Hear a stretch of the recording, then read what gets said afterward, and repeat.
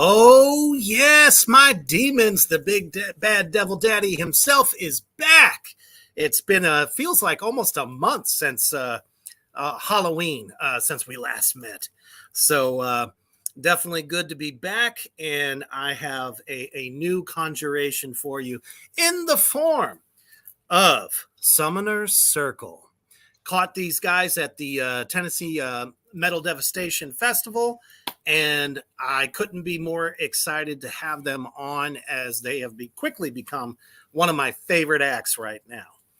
And before we get into that, and thank you for everybody coming in, definitely this is the time. Share it. Share it out. Share it out literally anywhere and everywhere. Do it. All right. And I'm going to go ahead and run a quick commercial break to our brothers over at Villain Arts Tattoo Conventions. Check it out.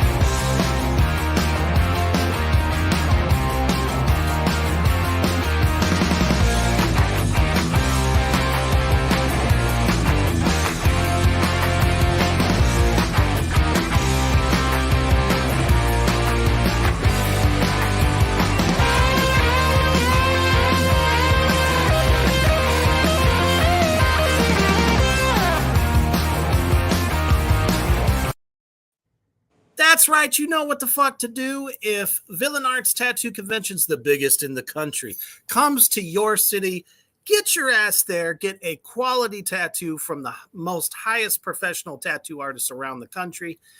And check out the performances. It's one big freaky family, and we're all freaks, and we know we love it. All right. So apparently, Cat Noir is in the building. As the comment section has definitely gone awry. And we haven't even fucking started yet. I love it. You guys are awesome. Appreciate you tuning in for Summoner's Circle. Gentlemen, how are you today? Although it seems like I keep losing a few of you. Yeah. We're having some audio issues. Yeah. There we go. Okay. Got him back. My audio kept going out. I could see everybody. And then I'm like, as soon as it started, it was like, nope.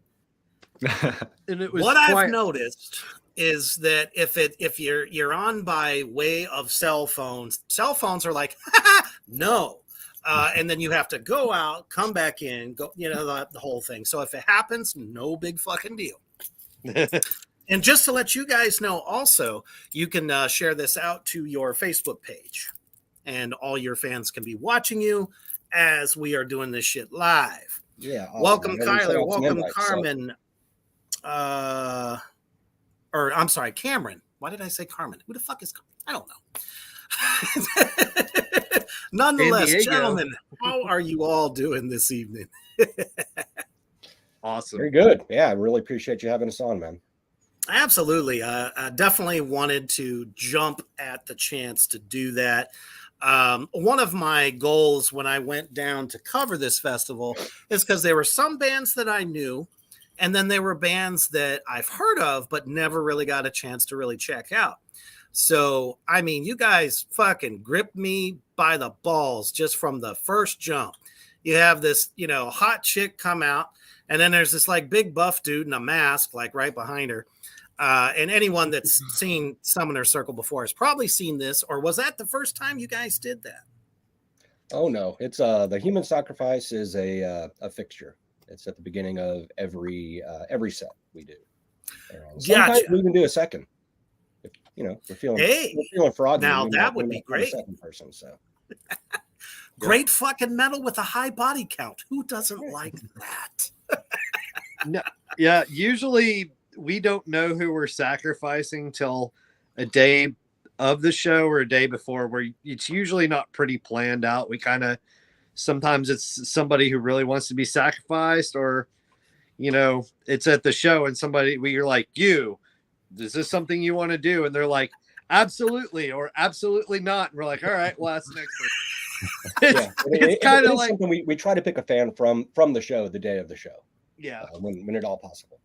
Because everyone's always afraid that you're going to open a portal. That's what we do. And we'll talk about that shit as we move along. As a matter of fact, here we go. Freaked me out the first time you were opening for Children of Bodom. Yeah. Bodom. Yeah, God damn it. I always get that wrong. I'm sorry. Bodom. That just sounds like, so hotsy-totsy, doesn't it? Children of Bodom. Children of Bodom. But definitely one of the most badass acts that you guys could play with. And that's, oh my God. Children of Bodom. Cameron here chimes in with Children of Bodom.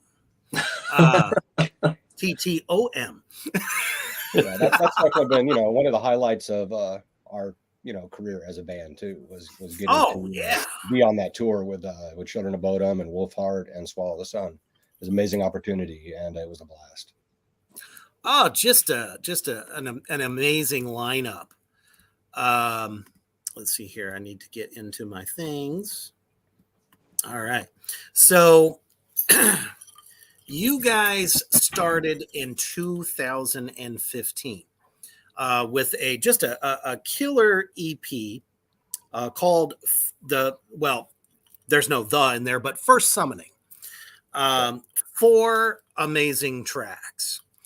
And one of the things that I can tell all of you out there in Black Flame Land, if you have not checked their music out yet, this is a band that if you are a fan of Doom, a fan of progressive metal, a fan of black metal, and I don't know, everything else in between.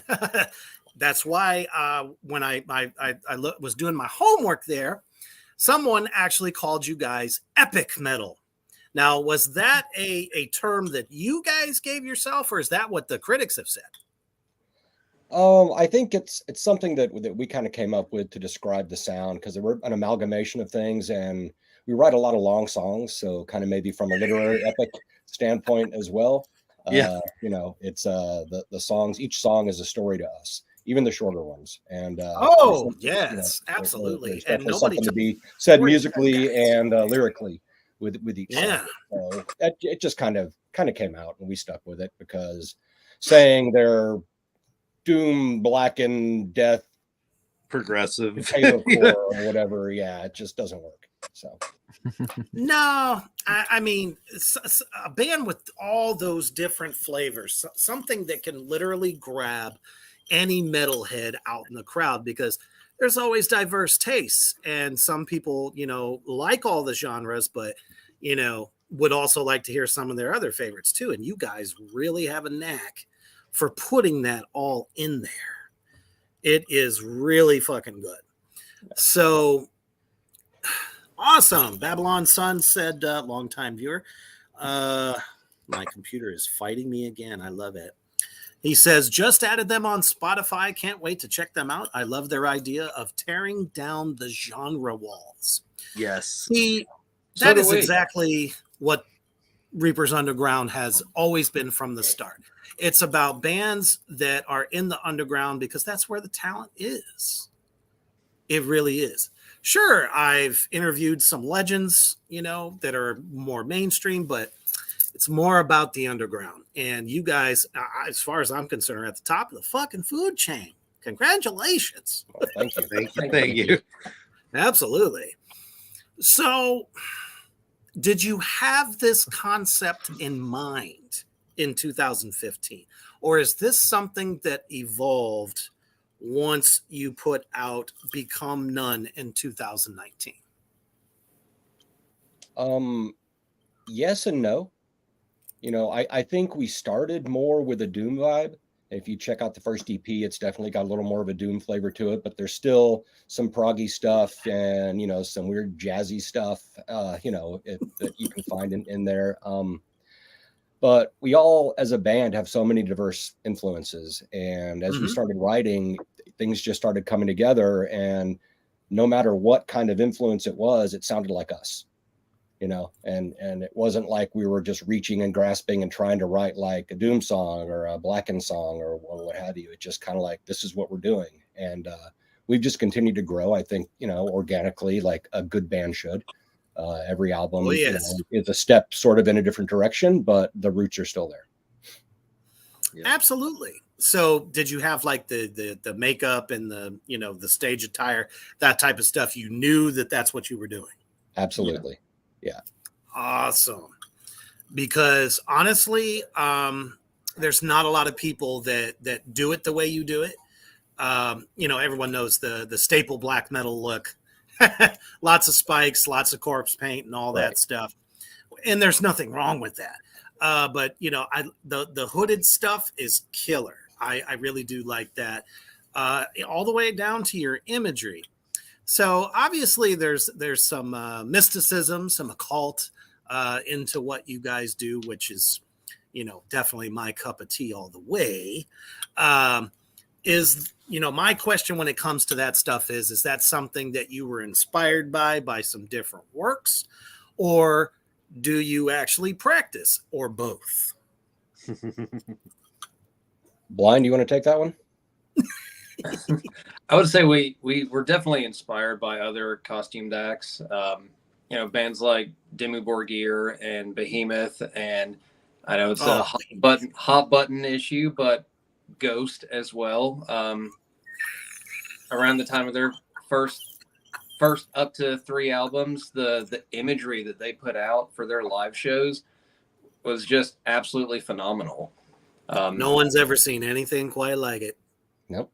They are absolute masters at setting the atmosphere before they even step foot on stage.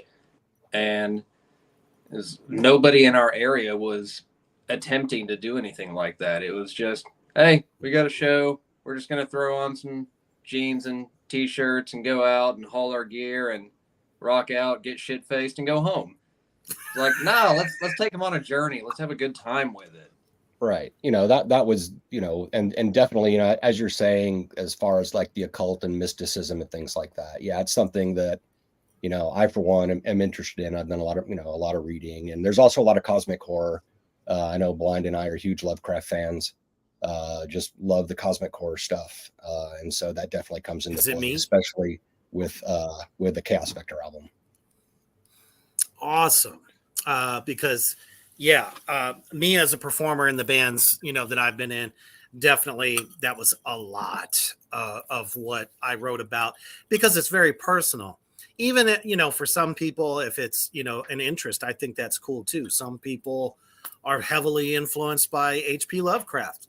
Nothing wrong with that. But you can always, when I listen to you guys, especially when I saw you perform, you guys really felt that shit. Not that it just, rocked out, but it felt personal. So that's why I asked that. And it's good to know. I'm an eclectic witch, if you will. Between Satanism and Norse pantheon, those are my two things, my philosophies, as I like to call them. So, very cool. Oh man, there's just so many comments. Let's see here. So, Kat said, hey, Ghost was awesome in the beginning. Saw them live back in the day. It was one of the most spiritual experiences I've ever had. It's funny you say that, because Papa, if you will, is a devout Satanist himself. So it's all about the blasphemy, and there's nothing wrong with No, So not at what? all. No, definitely not. The more the better, if you ask me. See, all you need now is some like dancing half naked nuns on stage. You'll tear it up. I'm telling you. And All right, I'll get the outfit. That's right. Going back to you were talking the religious stuff too. Is like I see performing and being in a band probably the closest thing to any religion I'll be a part of. Like Most to me, that is religion, entertaining people and connecting via music. I think is my type of really religion. I'm not, I'm kind of atheist, but I mean, it's like that's the closest thing I got. So I want to go in and like if we're performing and we're doing the thing, we're doing the whole thing, and I want people to get excited and feel it and join us in that experience. However, that's transpired in their mind. Like I want them just to have a good time and escape all the bullshit in life. Fuck work, fuck politics, fuck all that. It's Summoner Circle time. Yeah, I mean, I think we try to be honest with what we're playing and what we're feeling, and the idea that if you said you could feel sort of the energy there, that's a big compliment as far as I'm concerned. If you do something, do it from here, and everybody's going to feel it. Absolutely. I mean, out there in Black Flame Land, you guys got to understand there was like a bajillion bands on this bill. The thing started at, like 11 o'clock, and there were bands that grabbed me, and then there were bands that I was like, okay, I've heard this before, but I appreciate what you're doing. But I mean, it's the real standouts that, really, like if I get that feeling like whatever hair I have left is standing up, that I'm definitely in the presence of something awesome. And you guys all have fantastic hair, and I'm jealous. No, I'm kidding. I lost my hair when I was 19, so I parted ways with that a long time ago. You didn't part anything. Wow. Yeah.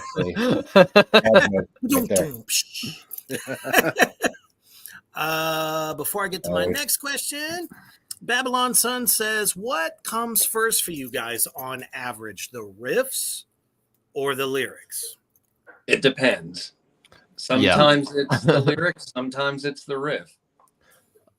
Yeah. Yeah, I mean, honestly, that's just the way it goes. I've seen guitarists get inspired by what, after the singer reads the lyrics to him and says, here, I got this really cool idea. And then riff masters that you are can come up with stuff to really kind of bring that imagery out. So that's really cool. I know when I personally write, I like do a song map first and like notate an emotion for each part of the song. Then once the music's written, I go back and make sure that matches what the lyrics are doing. Yeah, so I kind of work my personal with, process with the emotional vibe as well. Like when I start writing, it's like I'm feeling something, and I try to construct something that is conveying how I'm feeling at the time. Nice. So you have a lot of symphonicness, as I like to call it, to what you guys do, which is very reminiscent of like, dare I say, Cradle of Filth. But the way you guys have it, it really is, it's not so out in front of your face, like just kind of like telling from the being in the crowd, watching you guys perform. It's there, but it's not overtaking you like Dimmu Borgir or Cradle of Filth in some cases. So is this stuff that is backtracked, or do you have a live keyboardist or somebody doing it? I'll let Nadir take that one, right? So I was not at the Metal Devastation Fest because I had other obligations, unfortunately, with timing and everything.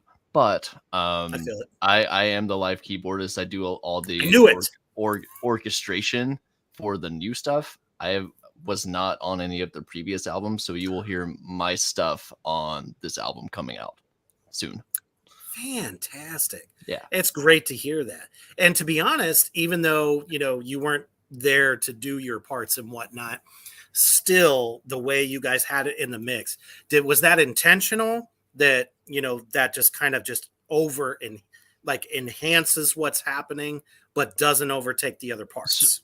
So it's sort of a balance because obviously with the previous albums, it was not super symphonic, but my background is more with like Epica, Dimmu Borgir, or Camelot, like that sort of thing. So it's a matter of like I try to write and still make it sound like Summoner Circle, right? So Sure. you'll hear a couple of songs on the new album that I think takes it a little bit further than what previous Summoners albums have done, but it still has that Summoner's flair with like the doominess and all of that too. So it's not as in your face, you're right, but there's some cool stuff I'm excited Yeah, about. we're really excited about adding more symphonics to what we're doing. We're doing it in a like Nadir said, in our own way, but we're Yeah. really happy with what his talents have brought to us, and the new stuff. We're super excited to get it out there and for the world to kind of hear the next phase, right?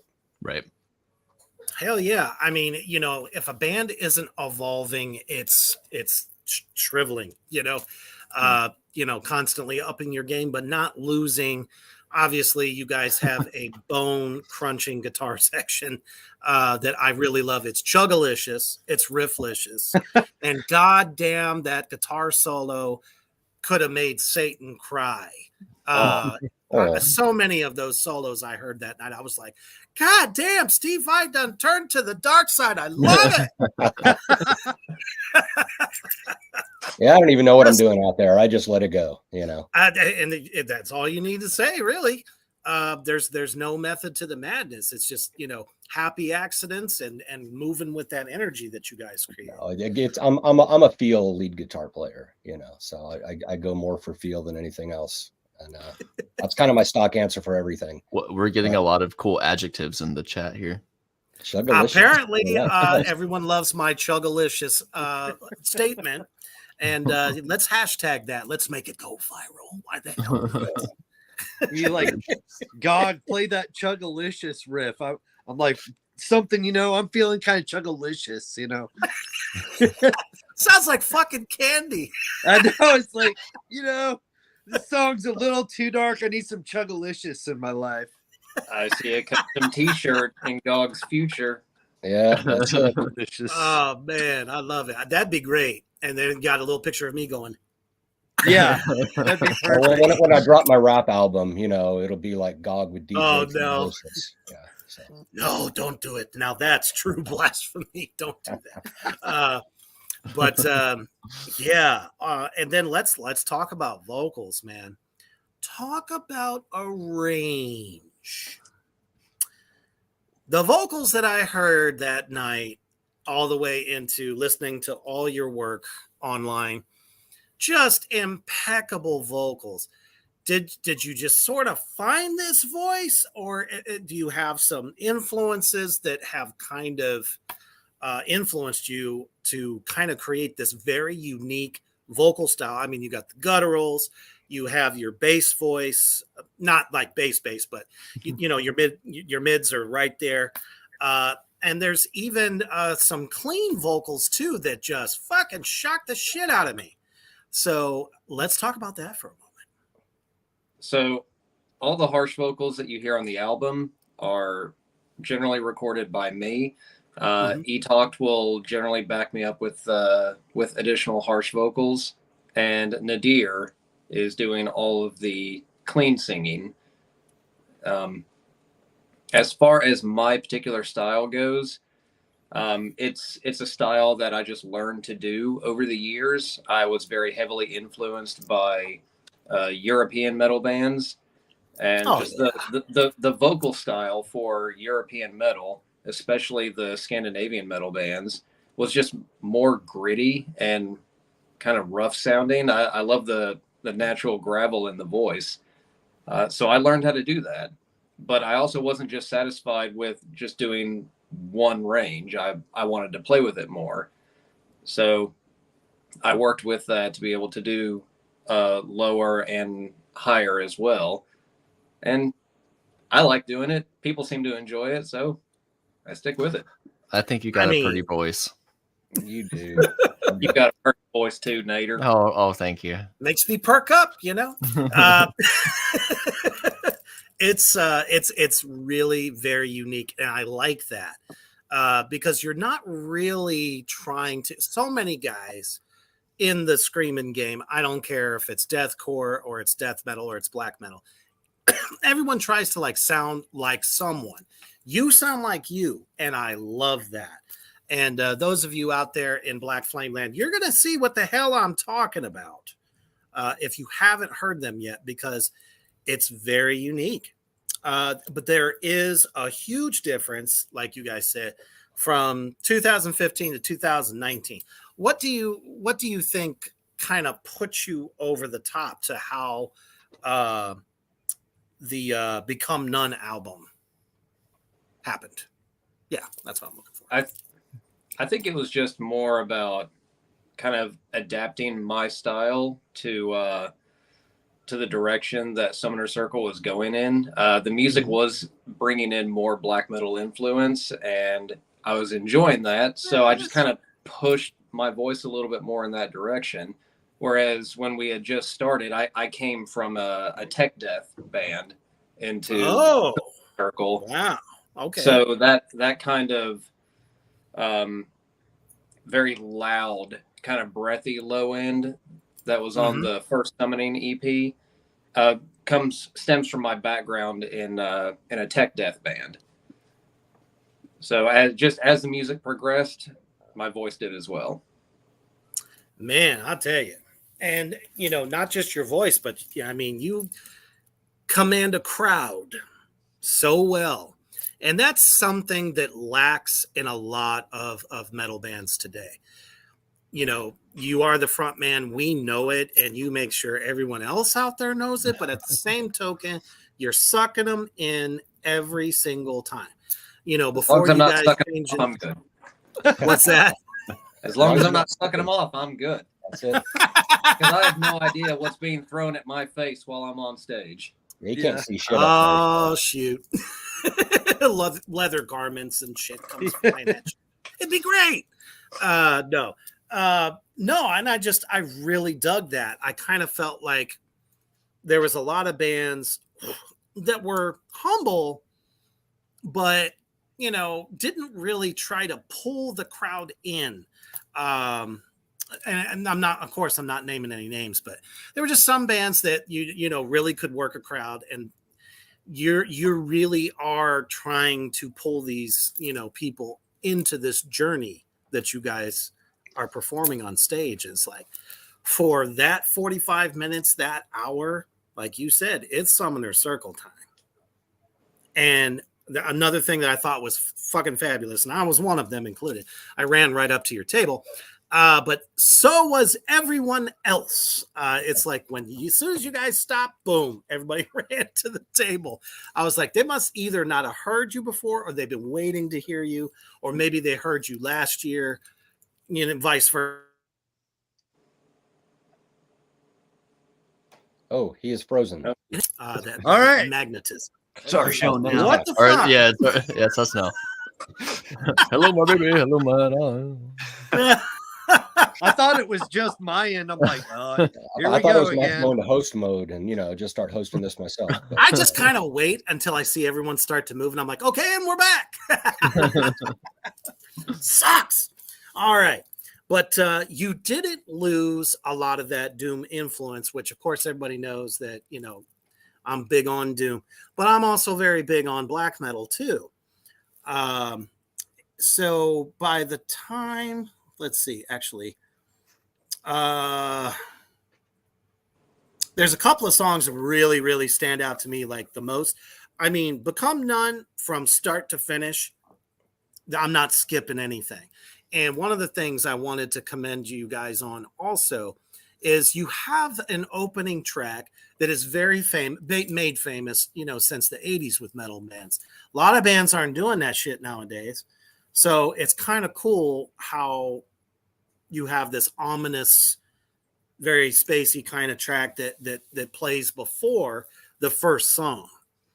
And from Xterra to Worm Tunnel is just wow. Really love that. we like we're old school like that. We like intros, and I still want to produce music in an album format that, you know, ideally should be listened to from a start to finish.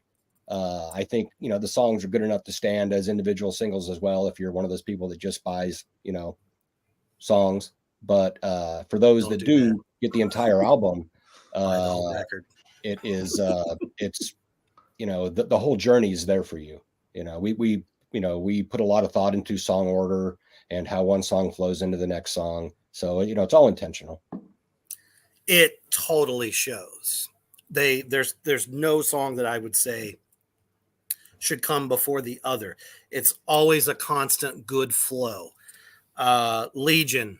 It's probably my most favoriteest track off the whole record. Love it. That's one of my favorites too. It's one of my favorites to play. Fantastic song. Holy shit. That's really all I can say. Cody says Worm Tunnel is my favorite to hear live. It hits a certain way that you feel you're going for a hell of a ride. That's kind of how I feel that intro to the record before the record really kicks off is setting you up for it. But yeah, that track right there. So tell me a little bit about the background of that track. Oh, well, Worm Tunnel was sort of written comment from a previous band member that no one wanted to listen to all the weird proggy shit we were doing and that we needed to simplify things a bit. And so I ripped that out. You know, the initial riff is kind of noodly and wormy, so I just said, let's call it Worm Tunnel, and I threw that over to Blind, and it happened. You know, it was one of those, you know, it was written jamming with the drummer at the time. Literally, I think the entire song came together, in an evening, in a practice. And, you know, of course, it evolved over time as we continued to work on it, but all the basic parts were there. It's one of those that fell together really quickly. And yeah, it's probably that and Chaos Vector are probably our most popular songs based upon streaming numbers and all that stuff. Ah, yes, the popularity contest. I have my feelings about Spotify, as I'm sure every musician on the planet that gives a shit about their music. Oh, we got 10 cents. Yeah, right. Thanks for the nickel, guys. And if you want it out in their faces, you can do that by paying a phenomenal fee.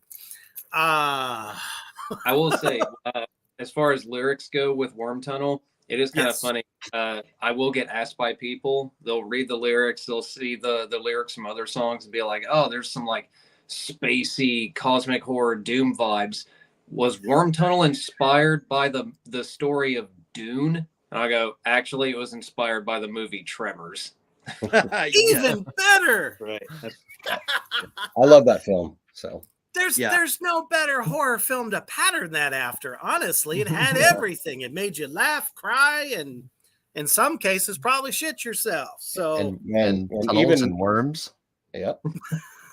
Right, worms and holes. What else could that be about? I don't know. It's graboid. That's where SpongeBob got the idea in the The one Alaskan episode, the big worm bullworm. that comes out. They ripped that shit off. You can't tell me they didn't. Oh, I'm just going to get excited to start talking about SpongeBob. Yeah, he said boy. SpongeBob, and he really perked up. You did. This is my I'm a time, fucking guys. nerd, man. My time to shine. I turned 47 next week, and I am still a big child.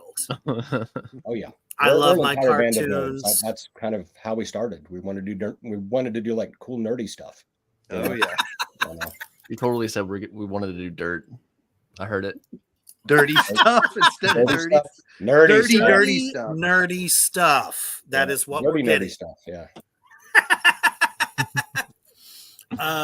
Let's see here. So Alan says Leviathan is my fave. The intro just makes me want to jump into the pit. And yes, absolutely. That's a fun one to play I live definitely too. agree. Yeah. It's too bad there was actually, by the time you guys started playing, the pit really did start to get going. And that was nice to see. And everybody was nice to each other. Nobody tried to throw elbows, punches, none of that shit. Of course, that's what everyone expects, to happen in a pit. But no, Everybody was super fucking cool. That entire event is amazing. It's like a big family there, and I can't say enough about the community that Zach and Raven have helped build, and people coming from all over to that festival. We've been honored to play it twice now, and anytime they ask, we'll be back. So yeah, hell yeah. I mean, shit, I came all the way from sunshiny Nebraska just to check you guys out. It's not sunshiny. It's a lot of corn. We went to the Nebraska. We went to the Nebraska Museum of Natural History, I think, in Lincoln. Yep, Lincoln. Oh, did you? Okay. Because we got to be educated while we're on tour as well. So, right on. Yeah, I absolutely agree. Cameron says every metalhead is a 12-year-old trapped in an adult body. Yeah, and we love it. Sorry, probably, but not. So, with this album, do you feel like Become None is what catapulted you guys towards success?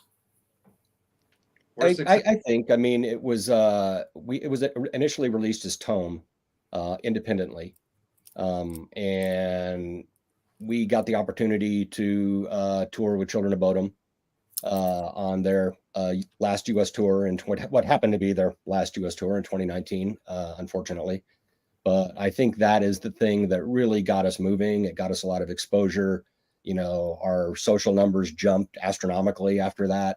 And then COVID happened and we lost all that momentum and have started over again. So, that's kind of with the world though, and it's great you brought that up, because of course I tend to bring that up because my band at the time, Black Tar Superstar, was born just before the country shut down, and then we just spent that year writing and getting the EP together. So yeah, that was definitely a challenge. Sure was. But I think you guys came out pretty good. So other than not being able to do any physical shows, what were you guys able to do during that time? We put out Chaos Vector. Yep. Chaos Vector was our COVID baby. It was a lot of it had been written. We finished writing and got that recorded and put that out. So we were productive. Yes. And most bands around that time really did use that time to be creative, but at the same token, really reach out to the fans through doing a lot of live streaming. Did you guys do any live stream spots where you played, for the folks or anything like that? No, we didn't really step into that. It was difficult. It's a lot of tech behind it, a lot of moving parts too. Holy crap. I think we went live from the basement, our practice area, and just talked to people one time, if I'm not mistaken. We had a lot of gag. We had one person give us a thumbs up once when we did that, and we were like, "Yeah, we probably shouldn't bother with this right now." Yeah. And there's nothing wrong with that. I think we saw Metal Injection had they got certain bands from around the country to somehow chime in and do a performance. I thought that was pretty cool, but it's I wish there was something simpler. And the way I did it was real guerrilla style.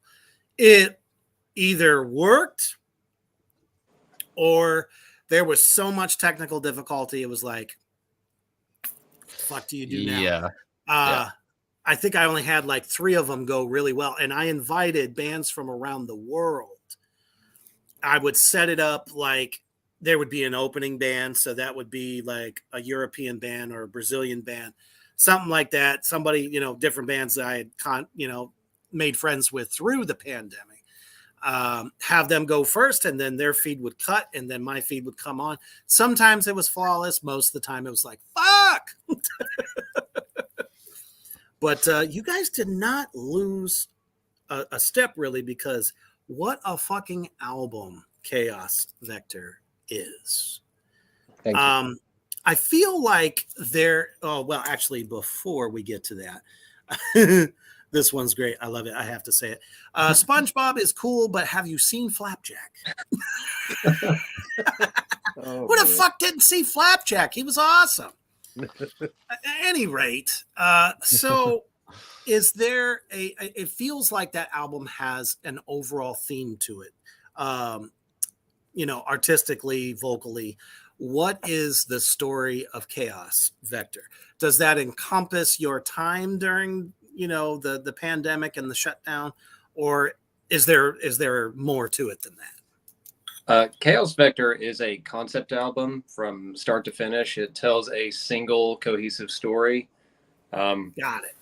And on our website, if you want an actual short story version of Chaos Vector in a more literary form, it's up on our website. And that's moving around the bottom, folks. Look at Summonercircle.com. There you go. This whole time I've been subliminally trying to get you to drink this Kool-Aid, so just do it. But So, the tell us a story little of Chaos Vector is an homage to my personal favorite Lovecraft story, which was The Case of Charles Dexter Ward. So yes.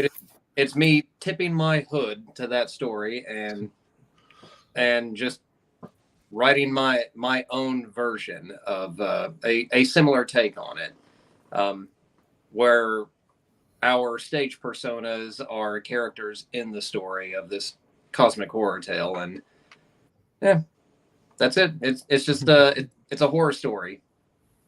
Yeah, we are sort of the messengers of the elder gods in the story. And I see that totally kind of get that. reflected. I didn't want to be wrong, so that's why I thought I would let you tell me so I don't look like a douchebag. But I had a feeling, I did, but that just like puts it all together for me. And I must say, if you've ever seen the horror movie The Resurrected, which is based on that character, who played him? He was the vampire in Fright Night. Oh, Chris Sarandon. Got it. Yeah. That is the character that they base that on, correct? I don't that think was I've his- seen that, actually. Yeah. Oh my goodness. Yeah. It's one of Let me those put it down. diamonds in the rough. Yeah. Didn't really get a big box office push, but when you see it, it's basically he has resurrected himself through alchemy and all these other things, but all these horrific, nightmarish creatures. If you like that kind of thing, you would definitely dig it. I'm gonna look into that for sure. Everyone's just like, I'm looking that shit up right now.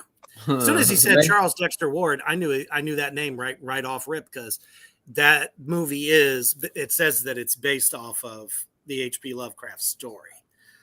It's not nearly as cosmic, but it's definitely like Seven Gods of Chaos style.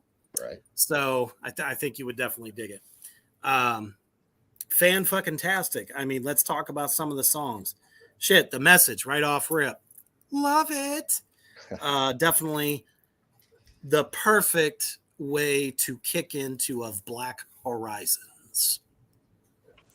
Definitely a huge standout song for me off this record. I love the whole record. But of course, you're going to have your favorites. And then into the motherfucking banger of The Hierophants. Talk to me about The Hierophants. That actually started with a bass riff. Yeah. Yep. Etok was Hell jamming this yeah. bass riff for a minute, and I started playing a little melody lead over it, and it's another one that wrote itself really quickly. Some of the bangers always do, don't they? Yeah, it definitely, the intro gives you that kind of Conan the Barbarian vibe. It's got sort of a fantasy feel to it before it kicks in.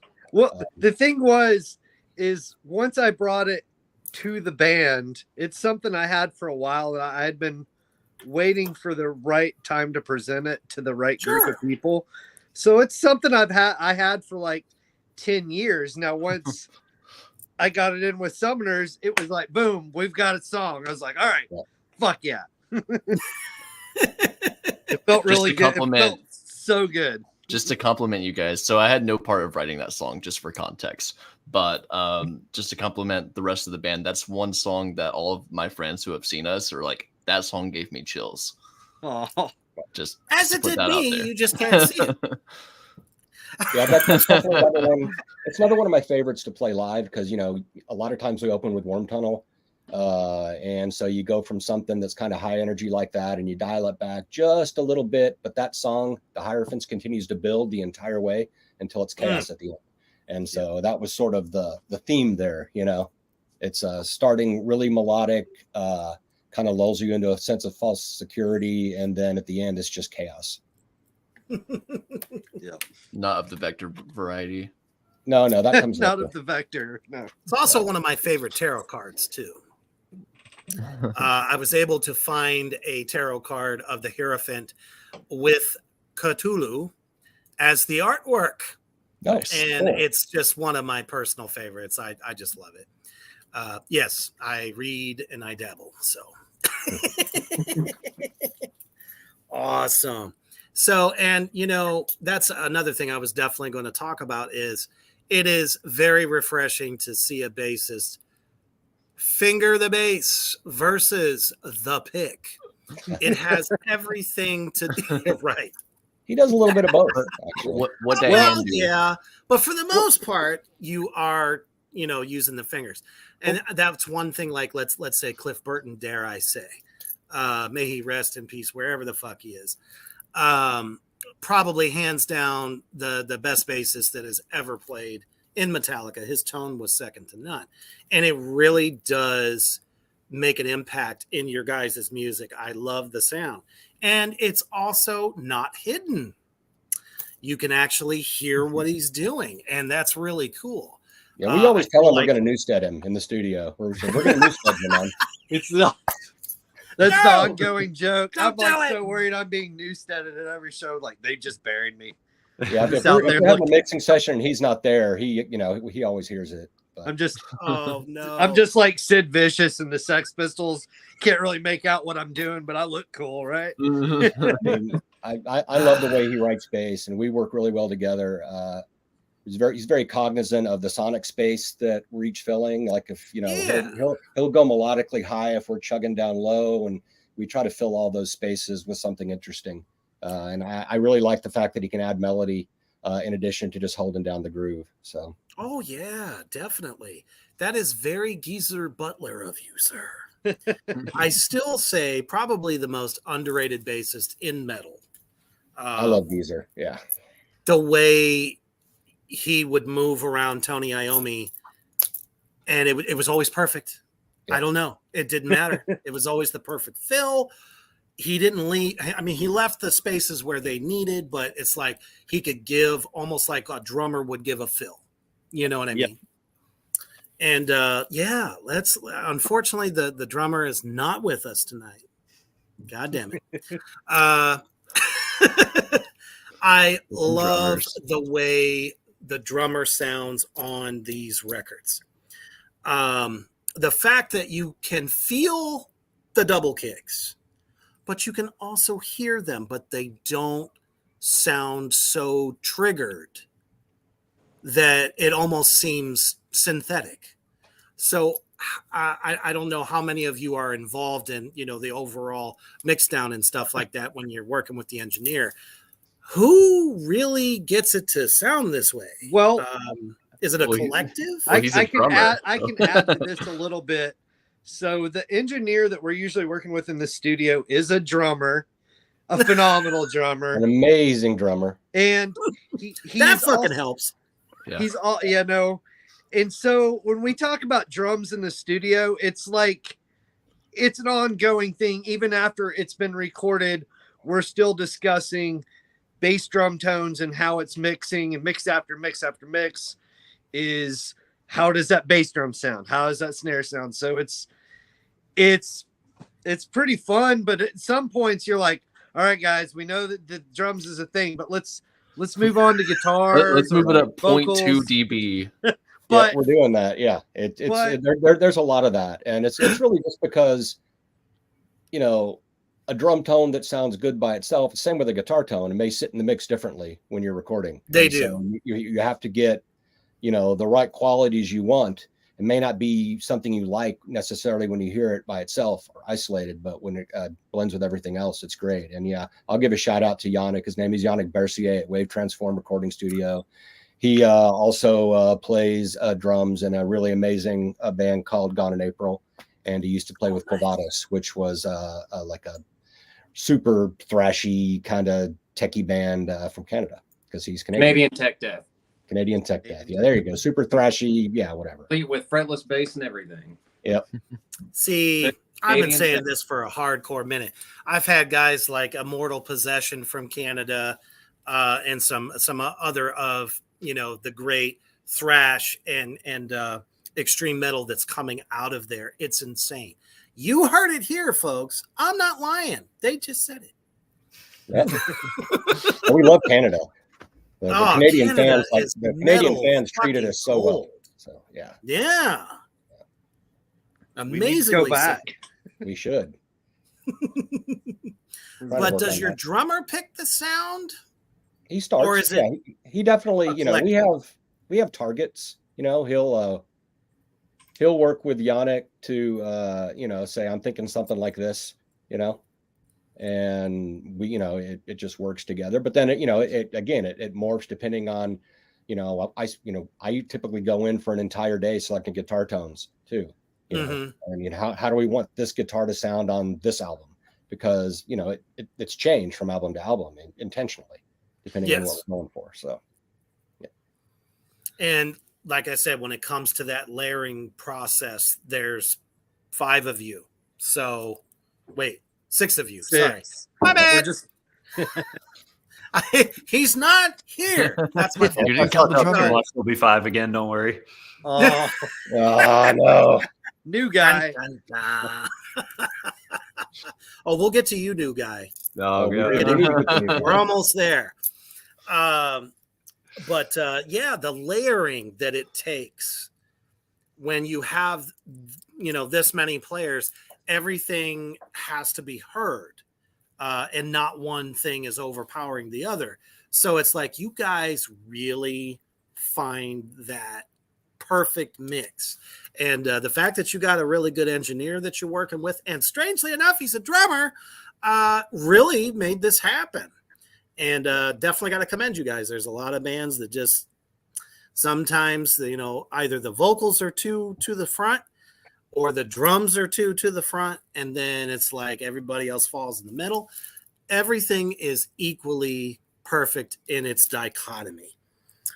So that's awesome. I really, really appreciate that in your music, as do everybody out there. Thank you. So new guy. That's me. How long have you been in the band, sir? Oh, God. Probably like 2 months, 2.5 Yep, months. 2.5 months or so. Yep. Yeah. I'm no longer the new guy. That's right. I bet that feels good. So tell us straight. Did you shit Oh, yourself? I'm stupid. Yes, absolutely. Yeah, I saw a Facebook post that these guys were looking for a guitar player, and I'm like, I looked into it. I just got lucky. I literally typed in the search bar "band looking for guitarist," and it popped up. And I'm like, I looked into it. Like I looked into the music. I'm like, it's something I got to be a part of. So I messaged Gog, and he sent me a couple songs to learn and what a typical set list would be. And so I learned those songs and a couple extra ones, and flew down from New York and met these guys in Tennessee. Fumbled my way through the songs, and apparently it was somewhat good enough. No, I mean, literally, we were saying learn 3 songs. If you get a chance, here's a couple more. But I did send him. He asked like, what would a typical set list be? And so I gave him. I said, we got a tour coming up. Here's the set we're planning on playing on the tour. Now this was 2 weeks before we were going to leave on this tour when he came down, and we didn't really have any idea that he would, come down, nail everything, and be, tour ready. We didn't think, we weren't planning on that, but he got down and, he nailed all these songs and goes, oh, I know these too. And, we went over a couple of the parts and he had them, picked out almost perfectly. He played the parts really well, and, we really like him. So, yeah. And then, we decided to throw out kind of while he was in the room, we're like, do we want to see if he wants to do this tour with us? And we're like, yeah, sure. Let's ask him. And we're like, no pressure, but do you want to do this? And he's like, yeah. So I was like, all right. So yeah, from like not being in the band to a full band member in 2 weeks and on a tour. So See, when that's Omnis says awesome. he fumbled his way in, he means he fucking crushed it. yeah, he hit everything. Yeah. Oh, thank you guys. Yeah, I was super fucking nervous coming. Can I swear on here? I think I've said fuck it. I already you did. All right, cool.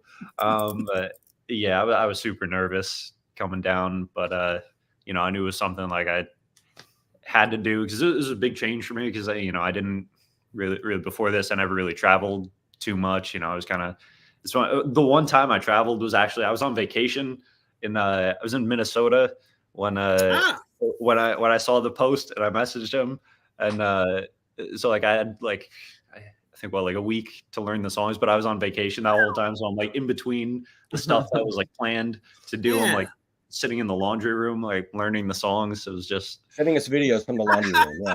So. Yeah, it's like the washer and dryers in the back. I'm like it's like You make it almost sound like you're good at guitar or something. He might be. oh yeah, I don't know about that one. Debatable.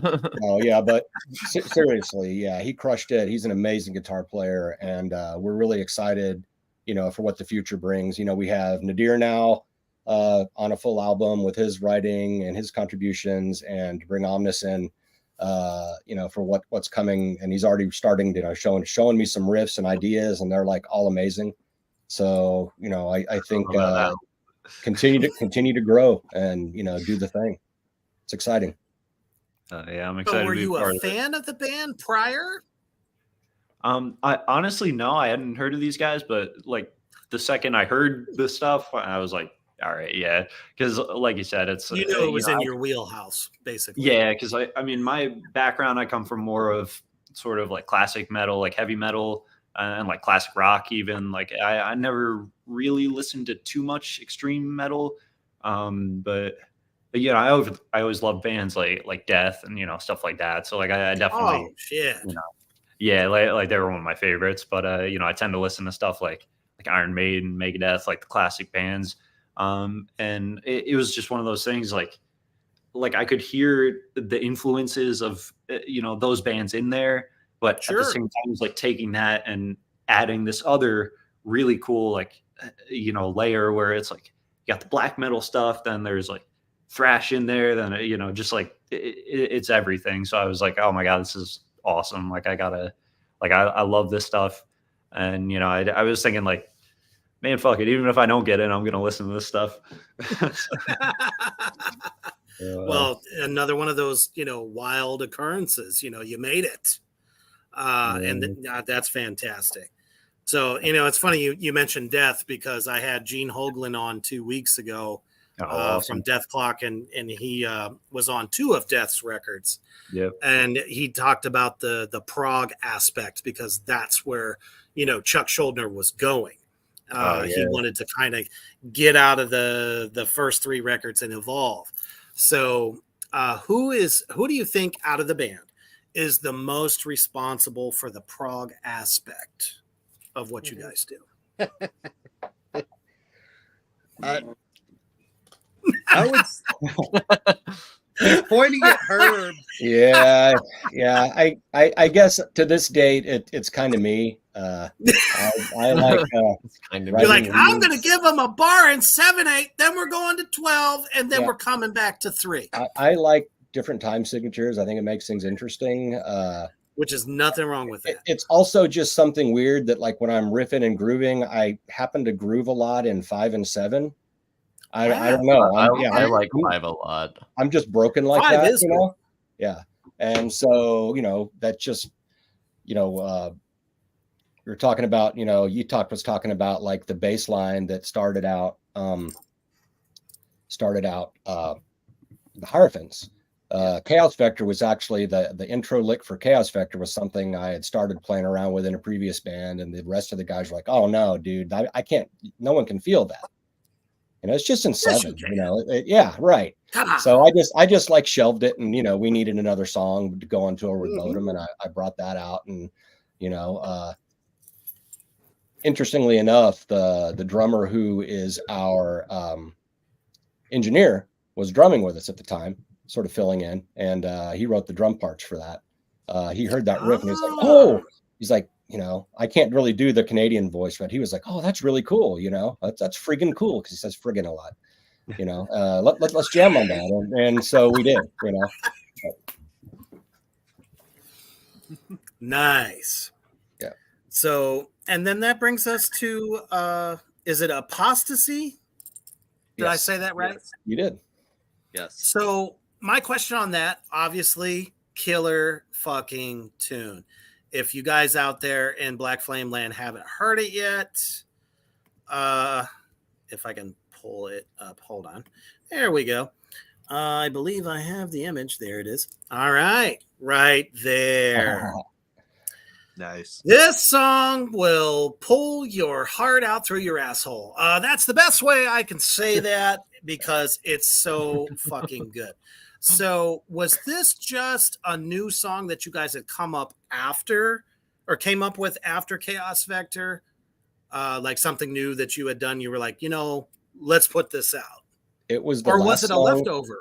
It was the last song written for the album. Originally, interestingly enough, we were going to re-record Leviathan and make that the last track on the album. But Invictus was like, I really don't want to do that. I think we should write something else. And so I went to work and came up with Apostasy. And Definitely well worth it and has kept people obviously that's our set fed. closer now, so it's a great closer. Really fun song to play. I think live, that's probably the song that I get into the most, up here. That's where my neck starts to hurt. Yeah. Oh yes, there is a lot of multiple headbanging that occurs on this stage during such songs, and that was most definitely one of them. It's the only time I ever miss my head because when a bald head starts swiveling around, it's like, what the fuck's wrong with you? Are you broken? No, I'm just really digging the tune. And it's also we get to bring Bleedus out, Yeah. Yes, our little bloody baby. absolutely.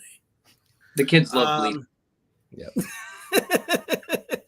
Absolutely, man. Can't take you guys So anywhere. just for, all of you wonderful folks out there in Black Flame Land, as well as your fans that have tuned in, I caught a snippet of their live performance. And if you haven't heard Summoner Circle yet, dig this because even though it's live, it sounds fucking awesome. Thank you, iPhone. Here we go. Check this shit out.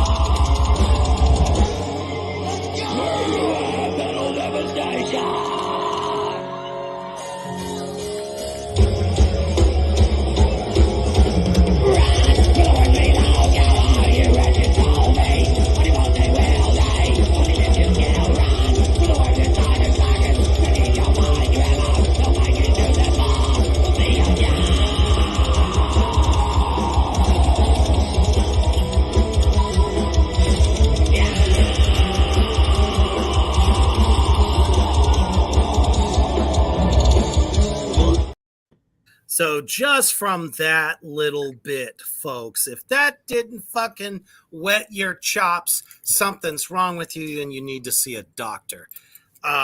Again, you had to be there to get the full effect, but thank you, iPhone.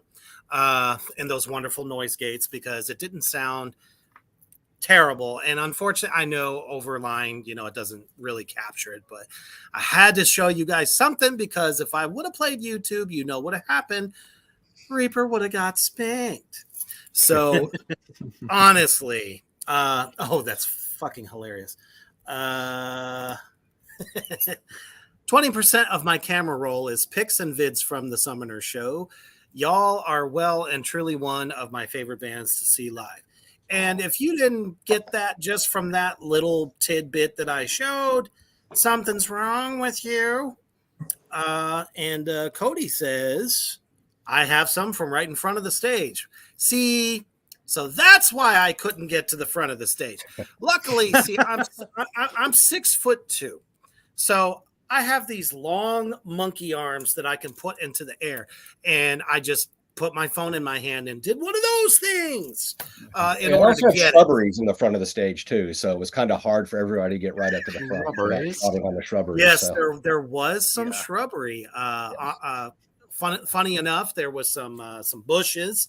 I'm sure they're probably used to, happy little country bands and, maybe some blues acts or something like that. Not really metal. Now, if they were on fire, that would have been fucking badass. But you know what? They loved it. They loved it. The city loved it. Oh, yes, they did. That place was fucking jacked. And not to mention the vendors. The vendors were insane. I hope to have a table there next year for sure. But yeah, honestly, guys, summonercircle.com. Go there. They have delicious things waiting for you. And I don't mean food. Here we go. There it is. And bam! They have some killer motherfucking shirts.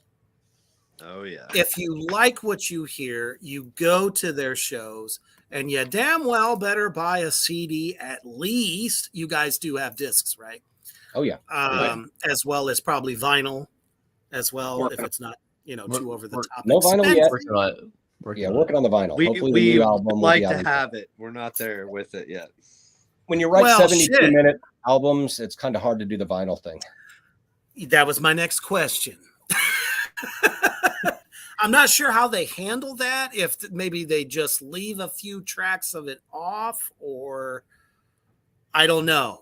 How do you guys written with vinyl in mind? So it'll all fit on vinyl. So we're excited about that. Oh, well, shit. There you go, folks. If you love vinyl, you're going to want to get it. That's right. It's coming out.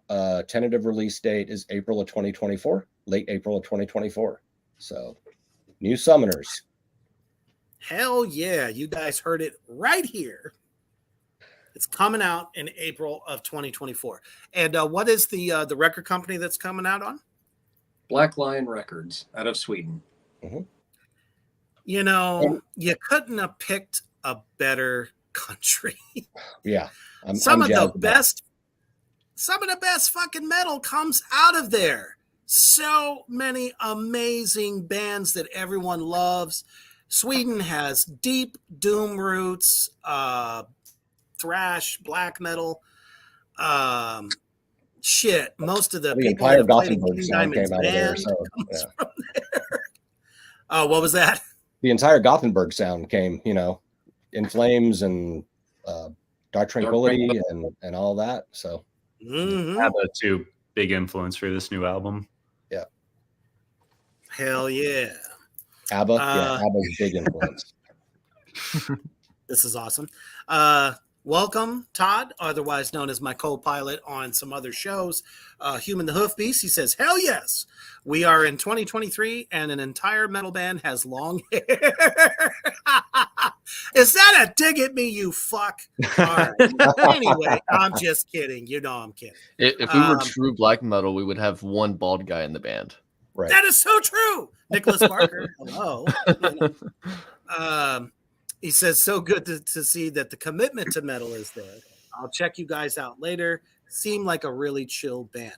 And I don't know, Todd, you might have missed the clip that I played. And yes, Facebook won't smack my ass around this time. Oh yeah, don't forget Dark Funeral, Tiamat, Bathory, so many amazing bands to come out of there.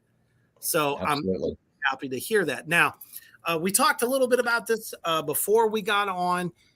How do you feel from being on a US label to a European label? How is it different?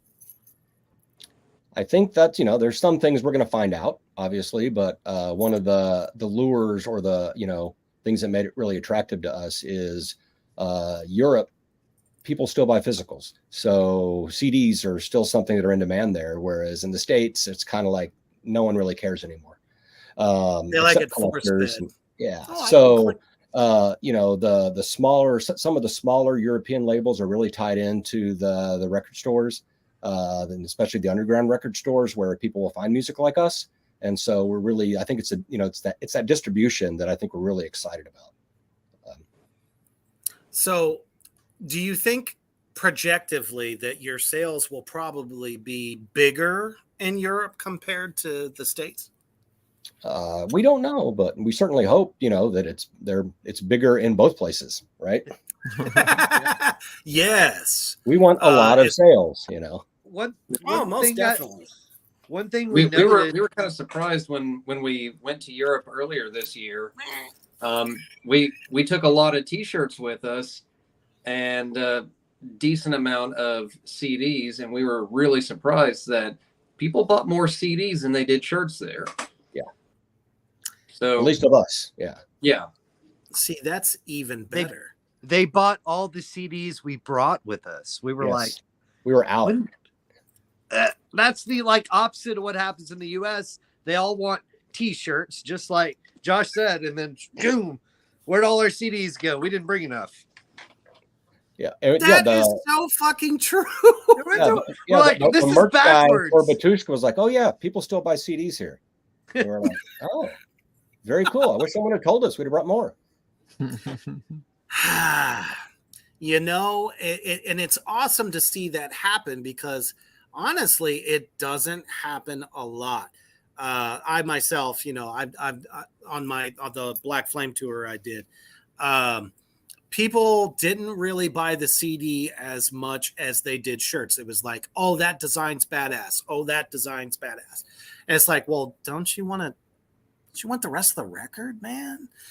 I just don't know why this country is so hell-bent on visuals versus the audible. Well, they all go to Spotify. That's the thing. Right. It's like you have the easy access to Spotify, and that's what people do. Yeah, it's about immediate gratification. Visual is something you process immediately. It hits that little, dopamine fix for you to see that, and you're done. You're ready to move on to the next thing.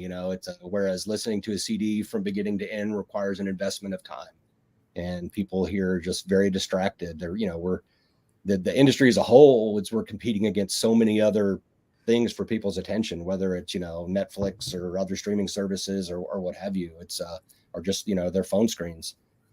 So I think we noticed in Europe that there wasn't people just looking at their phones the entire set. They were paying attention to the bands the entire time, and so I would love to see it get back to being like that here in the US as well. Guaranteed I would not have been on my phone that much because when I go to a show, I want to see the band. I mean, take a photo here and there. Sure. That's what, 2-3 seconds. And the rest of the time, my focus is on what's happening on stage. So if it wasn't for me having to catch videos and stuff, because I'm going to do a big edition of the Tennessee Metal Devastation Fest, I would have been, it took a lot just for me to hold it up there for 2 minutes and not get into it. Yeah. I'll apologize for my old man rant about that, but that's just kind of things I've noticed. And that's why I wish we could just go back in time. We've actually talked about this a lot on Tracks of the Damn show on Monday nights here on the Black Flame Network. And it's like, you don't understand why the performer is like, I want you to see and hear me. I don't want you to look through your phone to do it. Right. You know, there's a reason for that. You cannot connect. I don't know why. I mean, it's marketing. You know it is. It's US marketing all the way. Do it with your phone, capture it. I mean, that's how they get cell phones sold, because literally you can just whip it out and catch whatever you want at any given time. And that memory is there. I think it just kind of dumbs down the experience. So do you get that a lot in the US? People just on their phones watching you through their phone? I mean, we see more of it here, I think. I mean, that's my personal take on it. I think we see Gotcha. more of that. But and I think it's great to be able to capture something and have that as a memory, but I like that physical connection too that you can make when someone's not looking through a screen. You can look them right in the eye while you're performing, and then you feel that, that energy going between, yourself and the audience. Fortunately, I Absolutely. can't ever tell when they've got their phones up. No, you can't see anything. Yeah. That's true too. Unless you're Glenn Danzig and he points you out and he says, security, grab that person's phone. So, out of your touring, what was one of the best experiences you had on a tour with another band? Montreal, with Children of Bodom, Swallow the Sun, and Wolfheart. It was the second day of the Hex tour, and our second day in Canada. This beautiful theater. It just looked like a shitty brick building from the outside, and from the inside, it was like this 3-story, gorgeous old wooden theater with a massive stage. It was fantastic, and the crowd there. Again, this is Montreal, so English is a second language there. We were Right. the unknown band on the bill. And by the time we started breaking into Balrog General, they were singing along with us. They knew the words to it. And Well, that game. blew my Yeah. mind. And we got encore chants that night from our unknown band, second night on the first major tour we've ever been on, and it's like, okay, we're doing something right here. Let's it was very confirming. Yeah. Sure. So how do you guys manage this? Do you mostly have like day jobs that you do, or is this all you do? I wish it was all I do. Yeah. But yeah, we definitely work, or I'm looking for work now. A couple of us are, but yeah, we have jobs that keep us going because we just don't make enough, unfortunately. Doing the music thing. We wish we did, and it would be so much more rewarding because I work so that I can do this. Right. Yeah. And I think it's really important for the viewers out there, who obviously there's a lot of your fans out there in the comment section, as well as my viewers that are catching you for the first time. It's important to know that, it ain't like it used to be where you just get the contract and boom, that's it. That's all you do. You either keep going or you burn out. We do this because we love it. We do it for you guys. It's a two-way street, but at the end of the day, it doesn't necessarily pay the bills. All the way down to the bands that buy on to tours. Now, that is a hard pill to swallow. That's the 'Cause you way it can is. I almost mean, imagine. if you want to get known and you want to get on a larger tour, you're going to have to buy on. I mean, that's kind of the way it works nowadays. It's not, I'm sure there are exceptions to that, but yeah, the larger tours for underground and lesser known bands are almost always buy-ons at this point, at least for your first few. And then, you'll get to the point where you're getting asked to come on because you've built up enough of a following to be of value to the tour.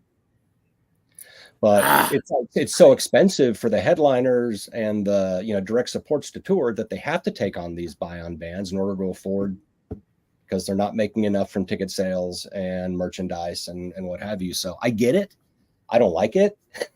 I wish it wasn't that way, but that's the reality. Definitely. Now, you know, it's if you want to play like at that level, you're going to have to do some buy-ons. Well, how do you guys see the future at the moment? Any plans to maybe tour into Europe? Well, nothing definite yet, but yes, there are plans. You know, we definitely we're going to try to get back to Europe this next year, try to get back into the States this year. Well, we will definitely, you know, trying to work some things out, you know, coordinated with the album release. So Satellite Touring is who does our booking. So, you know, they're working on some things for us along with Mark Clapel from EMG. He's also a guitarist of Misery Index. He's our manager. So they're working together with Satellite, trying to, you know, see what 2024 is going to be for us. So that's all in the works right now. We don't have a lot of specific details, but shit's going to happen. Awesome. So you heard it here, folks. They're going to be everywhere, hopefully. Hopefully. And I definitely wish you guys the best success, because bands like this they're very rare these days. Very original sound. Please check them out on all the things. You know what to do. Spotify, Apple Music, Amazon Music, everywhere. all that shit. But most importantly, go to the website. I have been subliminally hitting you with magic at the bottom of the fucking screen. Go to their website and check out everything.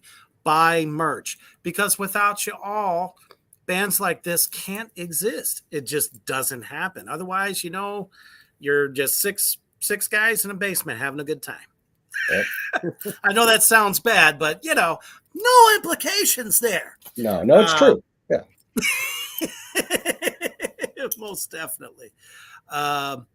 So obviously here at Black Flame Entertainment, we love our horror.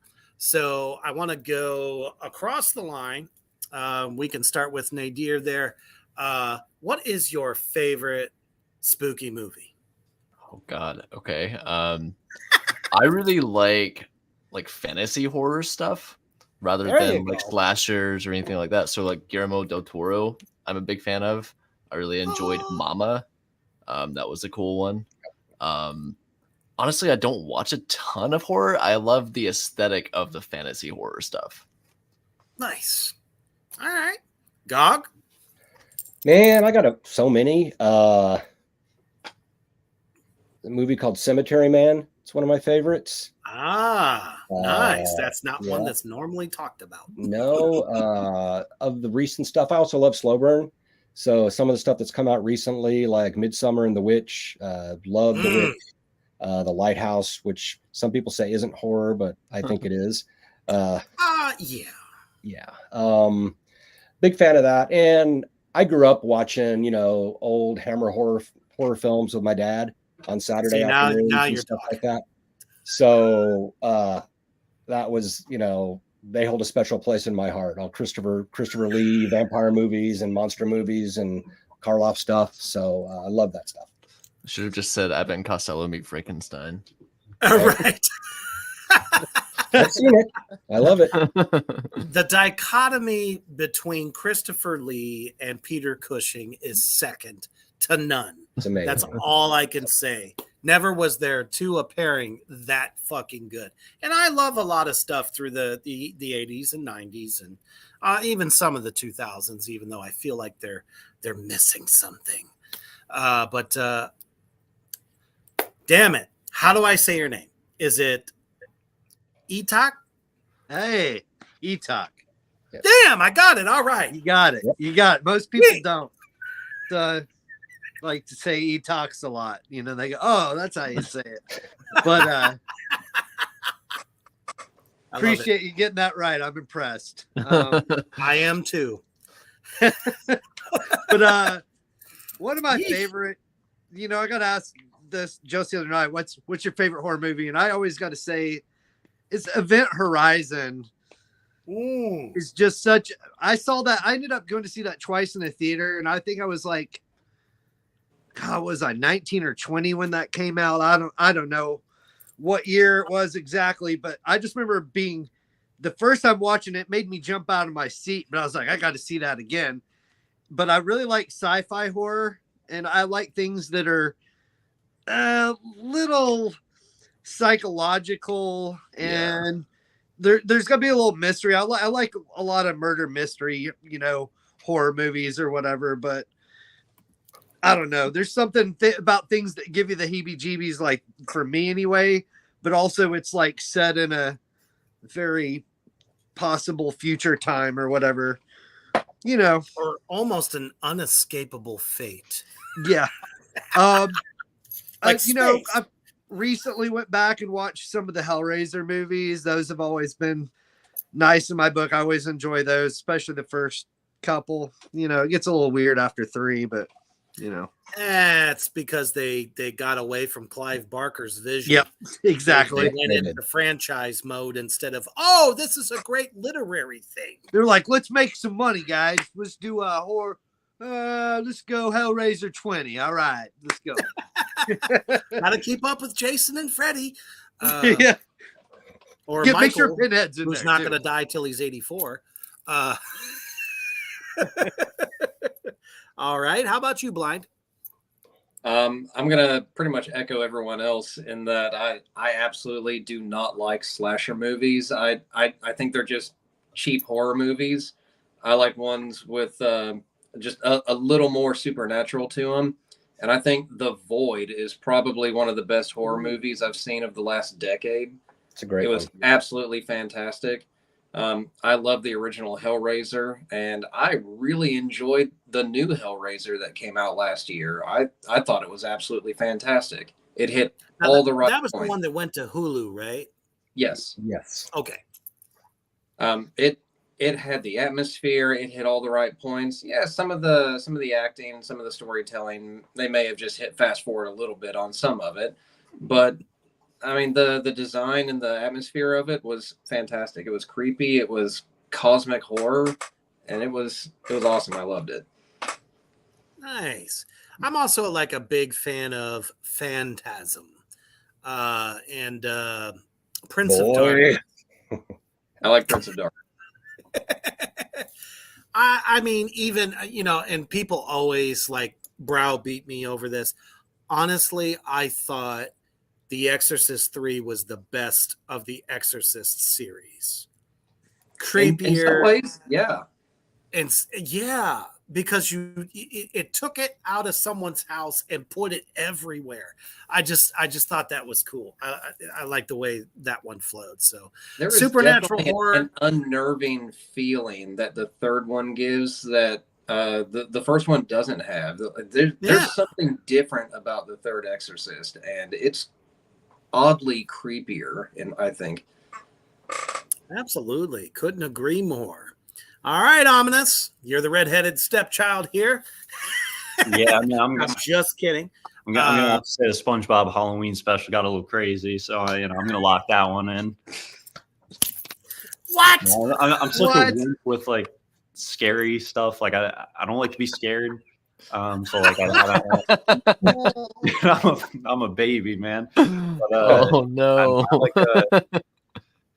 like He hangs You out with guys us, are going to have but, you know. so much to talk about at the next rehearsal.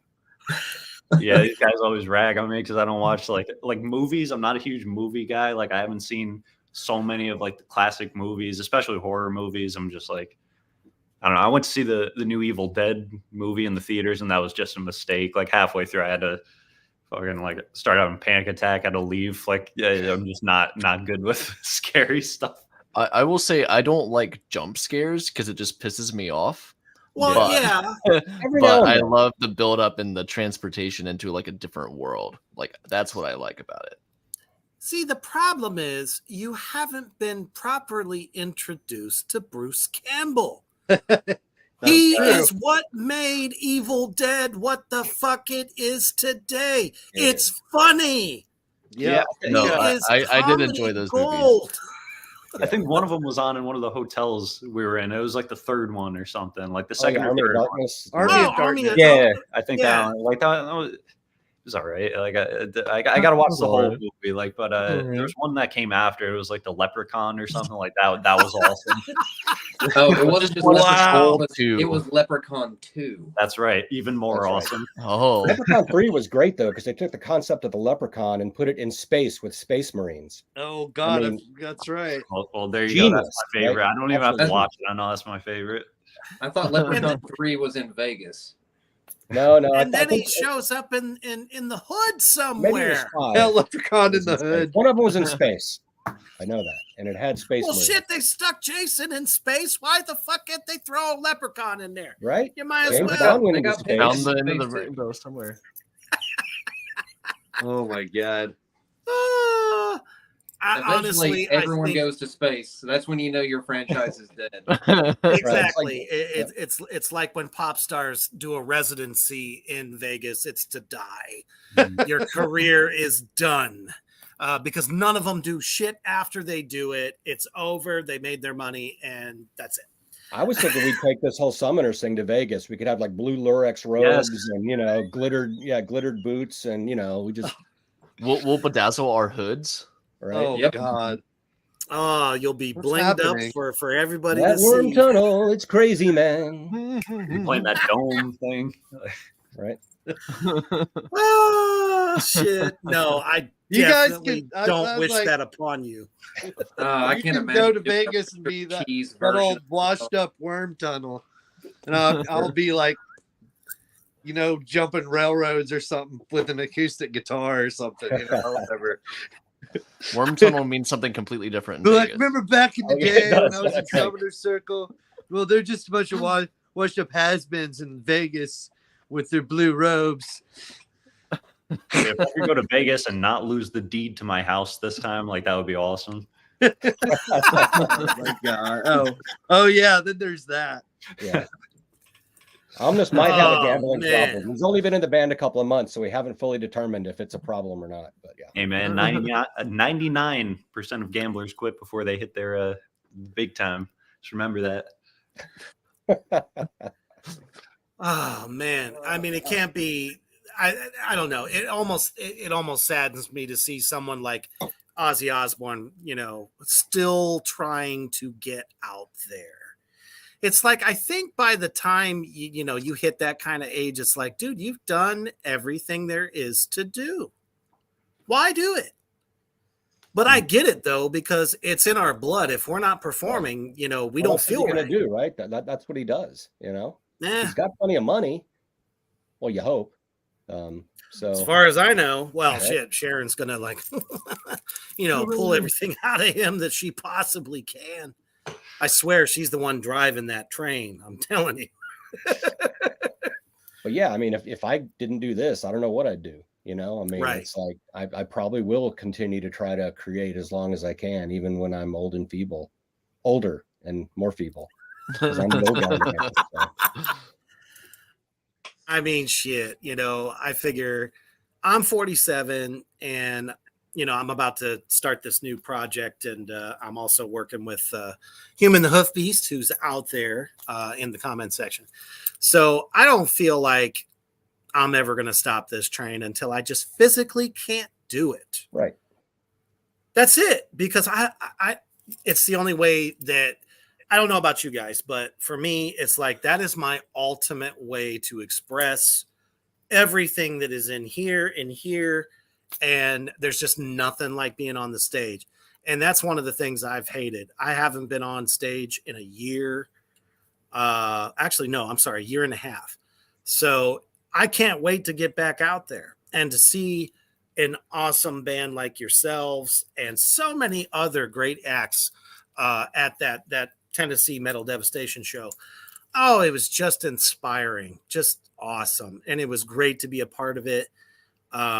I'm sure you guys will be back there next year, and I'm definitely coming back. So that's how that goes.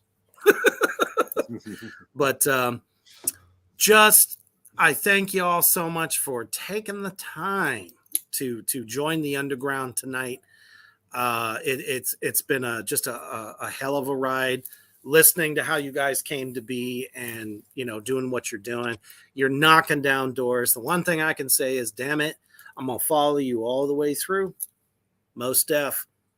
I really appreciate what you guys are doing for metal, as well as those out there in the comment section. Black Flame Land, you guys, check it out. Go to summonercircle.com, get a hold of their records, and support these guys. And if they come your way, you better go and fucking see them.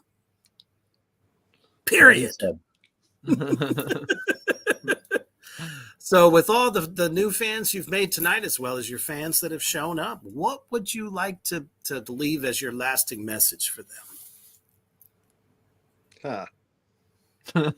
Blind. I know that's like the toughest one of them. That's your job. Yeah, you're the front man. Do front man things. Do frontman things. I like that. There's a t-shirt. Yep. I would say, remember, we're all in this shit together. So let's just enjoy it while we take the ride. Let's have a good time. Party naked. Enjoy it. It's funny you say that, because there was a comment about 12 steps back that said, y'all smoke weed?